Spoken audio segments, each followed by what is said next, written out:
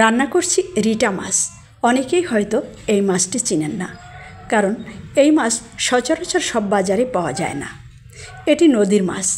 সাধারণত পদ্মা, যমুনাতে এই মাছটি বেশি পাওয়া যায়। খেতে দারুণ সুস্বাদু এই মাছ। রান্না করছি আলু সহযোগে।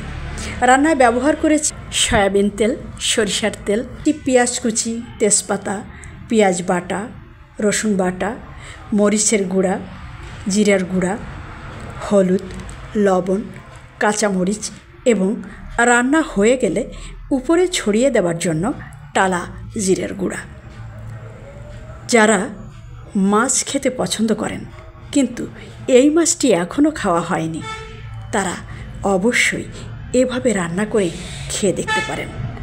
আশা করি আপনাদের অনেক ভালো লাগবে এবং একবার খেলে বারবার খেতে ইচ্ছে করবে। বন্ধুরা, আমার ভিডিওগুলি আপনাদের কাছে কেমন লাগছে কমেন্টস করে জানাবেন। কিন্তু আমি সাধারণত পরিচ্ছন্ন, সুষ্ঠু, বিনোদনধর্মী, শিক্ষামূলক, ভ্রমণ বিষয়ক বিশেষ কিছু রান্না, জীবন ও জীবিকা এবং আমাদের দৈনন্দিন জীবনযাপনের আলোকে কন্টেন্ট তৈরি করে থাকি। আপনাদের মতামতে অনুপ্রাণিত হব। এতক্ষণ আমার সাথে থাকার জন্য ধন্যবাদ। ভালো থাকবেন সবাই, শুভকামনা রইল।